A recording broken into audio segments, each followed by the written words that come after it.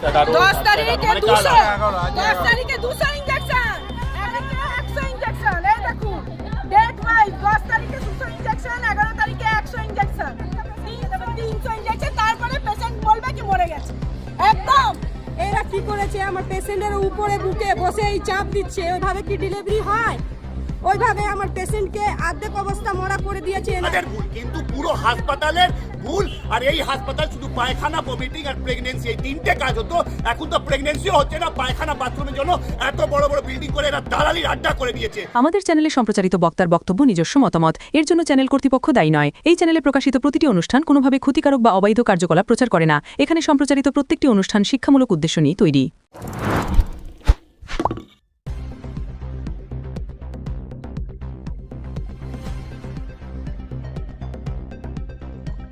ওটি রুমে ওরা আমার পেশেন্টের বুকের ওপর ওঠে। সরকারি হাসপাতালে ভয়ঙ্কর অভিজ্ঞতার শিকার প্রসূতি শিউরে উঠবেন জানলে। হাসপাতালে ডাক্তার আগেও দেখিয়ে গিয়েছেন, ওটির জন্য নির্দিষ্ট দিনও ধার্য করা হয়েছিল। সময় মতোই প্রসব যন্ত্রণা ওঠে প্রসূতির।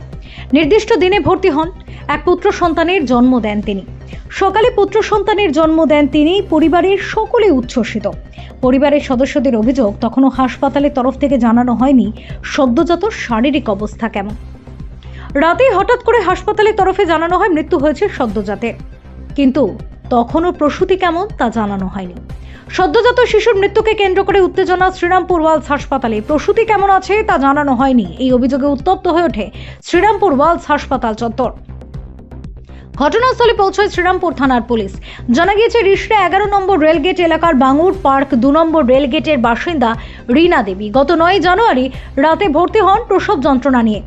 পুত্র সন্তানের জন্ম দেন, সেই রাতের মৃত্যু হয় সদ্যজাতর। বিকেলে দেহ দেয় হাসপাতাল, কিন্তু প্রসূতি মহিলা কেমন আছেন সেটা তখনও জানানো হয়নি। পরিবারের সদস্যদের সঙ্গে তার দেখাও করতে দেওয়া হয়নি বলে অভিযোগ। পরিবারের অভিযোগ, সময়ে সিজার করা হয়নি, তাই শিশুকে বাঁচানো সম্ভব হয়নি। বারবার বলার পরেও দীর্ঘক্ষণ বসিয়ে রাখা হয়েছিল নর্মাল ডেলিভারি করানোর জন্য। শ্রীরামপুর থানার পুলিশ গিয়ে পরিস্থিতির সামাল দেওয়ার চেষ্টা করে, যদিও এই ঘটনায় হাসপাতাল কর্তৃপক্ষের তরফে কোনো প্রতিক্রিয়া পাওয়া যায়নি। পরিবারের এক আত্মীয় বলেন, আমার পেশেন্টের অবস্থা ভালোই ছিল, আমি নির্দিষ্ট দিনে ভর্তি করেছিলাম, তারপরে শুনি ব্লিডিং হচ্ছে, কিন্তু কিছুতেই ওরা ওটি করছিল না। ওরাই আমাকে ডাকে, আমি ওটির বাইরে বসে রয়েছি, ওরা আমার পেশেন্টের বুকের ওপর উঠে চাপ দিচ্ছে। এইভাবেই কি ডেলিভারি হয়? আধমরা করে দিয়েছে। তারপর বলল বাচ্চা বেরোচ্ছে না। এসে বলে সিজার করতে হবে। আমার পেশেন্ট কি চিৎকার করছিল ওরা যখন ওপরে উঠে চাপ দিচ্ছিল সেই সময়। এমনই ভয়ঙ্কর অভিজ্ঞতা শোনালেন তিনি। Bureau report, Kolkata mirror. 10 তারিখে 200 ইনজেকশন, 11 তারিখে 100 ইনজেকশন। এই দেখুন ডেট ওয়াইজ 10 তারিখে 200 ইনজেকশন, 11 তারিখে 100 ইনজেকশন, 300 ইনজেকশন একটা পেশেন্টকে দেবে। 300 ইনজেকশন, তারপরে পেশেন্ট বলবে কি মরে গেছে। একদম পেশেন্টকে ভর্তি করেছি। আমার পেশেন্টকে যখন ভর্তি করা হয়েছে, আমার পেশেন্ট খুব ভালো ছিল। তার মধ্যে এরা আমার পেশেন্টকে নিয়ে গেছে ভেতরে, ব্লিডিং হচ্ছে। এরা কিছুতেই আমার পেশেন্টকে মানে সিজার করছে না, খুব অবস্থা খারাপ করে দিয়েছে। তারপর 9:30টার সময় আমাকে ডাকা হয়েছে, আপনি আসুন, আপনার পেশেন্টকে দেখুন। তারপর আমাকে বলছে ভিতরে চলুন, আমি ওটি ঘরে বাইরে বসে আছি। এরা কি করেছে, আমার পেশেন্টের উপরে বুকে বসে এই চাপ দিচ্ছে। ওইভাবে কি ডেলিভারি হয়? ওইভাবে আমার পেশেন্টকে অর্ধেক অবস্থা মরা করে দিয়েছে এনারা। মরা করার পরে তারপর বলছে বাচ্চা বেরোচ্ছে না, আপনার পেশেন্ট ব্যথা দিতে পারছে। আমি দিয়ে বাচ্চাটা বের করছি, তারপরে কিছু করতে পারলেন না। তারপর আমাকে আবার এসে বলছেন আপনাকে সিজার করতে হবে আপনার পেশেন্টকে। তারপর আমার পেশেন্টকে নিয়ে গেছে, সেই একদম খুব বুড়ো অবস্থাতে বলছে আমার বাচ্চা আর বাঁচবে না। তারপর আমি যখন গিয়েছি সিজার ঘরে, তারপর আমার পেশেন্টকে আমি জিজ্ঞেস করেছি তুমি ব্যথা দিতে পারছো না কেন? উনি বলেছেন এরা আমার বুকে উঠে এইভাবে চাপ দিচ্ছেন, আমাকে আধমরা করে দিয়েছে। আমার পেশেন্ট কি চিৎকার করছিল ওরা উপরে উঠে যখন চাপ দিচ্ছিল। এইভাবে কি ডেলিভারি করা যায়? কে হয় আপনার? হ্যাঁ, আমার বৌদি হয়। তারপর পেশেন্ট আবার ডাক্তার আমাকে বলছে যান আপনি এর মধ্যে সাইন করুন, আপনাকে রিস্ক নিতে হবে, আপনার বাচ্চা নেই। সেইটা কেন নেই? আমার তো বাচ্চা ভালো ছিল। যখন ভর্তি করেছি, বাচ্চাকে যখন চেক করা হয়েছে, বাচ্চার আবার আসছে, তাহলে আমার বাচ্চা মরা কি করে হলো? ডেলিভারি ডেট কি ছিল এটা? ডেলিভারি ছিল 29 তারিখ, তাহলে ব্যথা ছিল না বলে আমরা ভর্তি করিনি। তাহলে আমার পরশুদিন ব্যথা উঠেছে, তাহলে আমরা ভর্তি করেছি ডেলিভারিতে। পেশেন্টকে। কি বলছে হসপিটাল, কি বলছে? হসপিটাল কি বলছে, আমার পেশেন্ট তো পুরো ধরা করে দিয়েছে, দেখতে দিচ্ছে না কিছুতেও, খালি ইনজেকশন লিখছে, ওষুধ লিখছে, 200 ইনজেকশন নিয়ে আসুন, 300 ইনজেকশন নিয়ে আসুন। পেশেন্টের সঙ্গে কোনো না সম্পর্ক না কিছু দেখা না, ডাক্তার আমাদের সঙ্গে কথা বলছে, শুধু দিদিরা আসছে, নার্সরা বলছে এই ওষুধ নিয়ে আসুন, তুমুক নিয়ে আসুন করছে, কিছুতেই দেখতে কেমন দিচ্ছে না। কেমন আছে কিছু বলেছে? পেশেন্ট খুব খারাপ অবস্থা।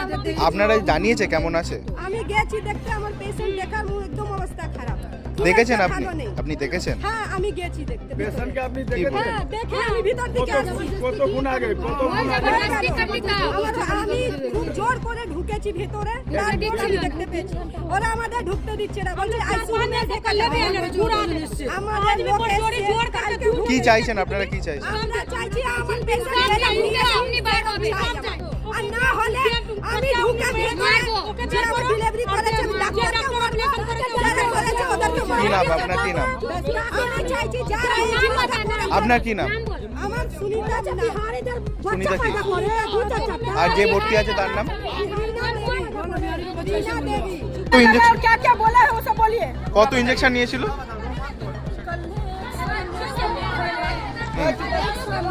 हाँ? एक संग 100 इंजेक्शन लाया, बोला कल 2000 का इंजेक्शन लाया रात में, फिर लिखा सुबह, रात को लिखा तो नहीं मिला, फिर अभी 26 रुपया का इंजेक्शन लिखा 200। पैसा नहीं था। कल क्या क्या बोला आपको? कल वो भर्ती किए, उस दिन हमको बोल रहा है भर्ती किए हैं, तो कुछ नहीं बोला, नीचे थे। 9:30 बजे बुलाया, मेरा पेशेंट को ब्लडिंग चालू हो गया था, इन लोग उसको छोड़ दिया खाली देख के। उसके बाद उन्हें मोबाइल लेके सब अपना में बतिया रही है, कोई पेशेंट का ध्यान नहीं है कि दर्द हो रहा है, ब्लडिंग पूरा हो रहा है, जब आधा ब्लडिंग हो गया है। 9:30 बजे हमको ऊपर बुलाई है, अंदर उल्टी करके बाहर बैठा के টোটাল কত ইনজেকশন লিখেছিল? मेरा 300 इंजेक्शन लिखा है, কোথা থেকে কিনেছেন ইনজেকশন? बड़तल्ला से। 300 खाना? हाँ, जल्दी नहीं मिल रहा था, बोला कलकत्ता में। আপনারা জিজ্ঞাসা করেননি কেন 300টা ইনজেকশন লিখেছে? वो बोला है इतना लगेगा, आपको लाना पड़ेगा। आपका আর মিসবিহেভ করেছে এর দুর্গন্ধ সঙ্গে বলছে, গায়ে গায়ে দুর্গন্ধ ছাড়ছে। গন্ধ ছাড়ছে। বলিয়ে भर्ती किए तो हमको बोली सोनोग्राफी देने के लिए दिए, तो टैंकी गंध से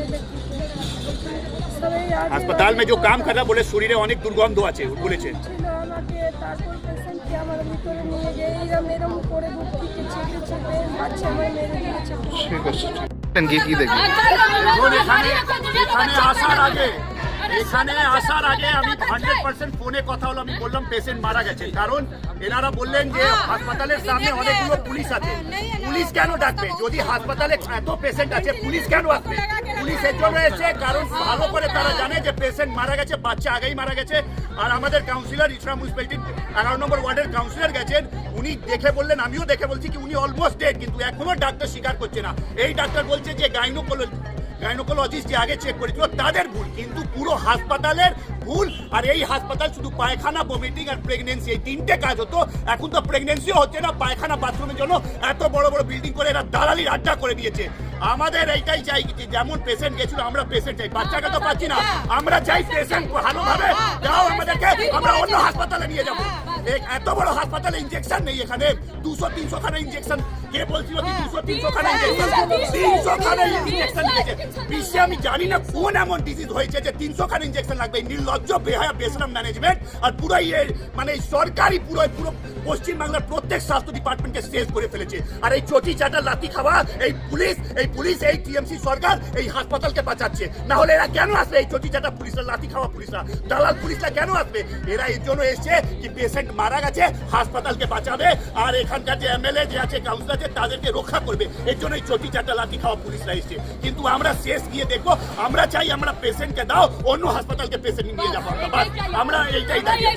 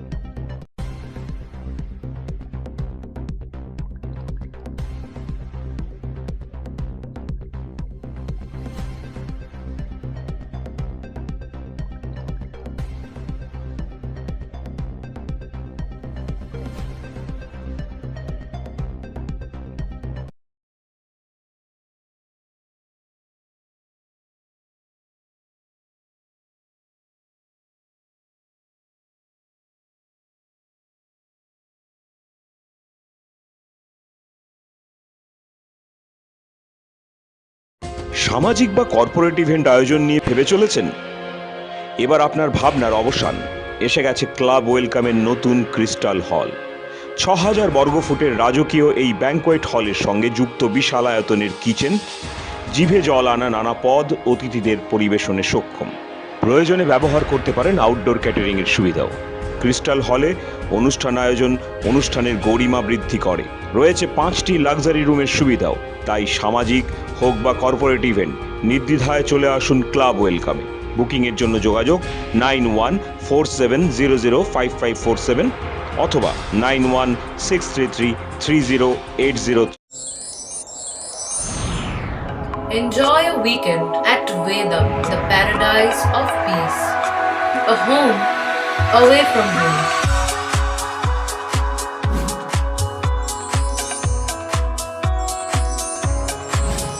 See yourself resonating with the nature. Vedam welcomes you to create your best memories.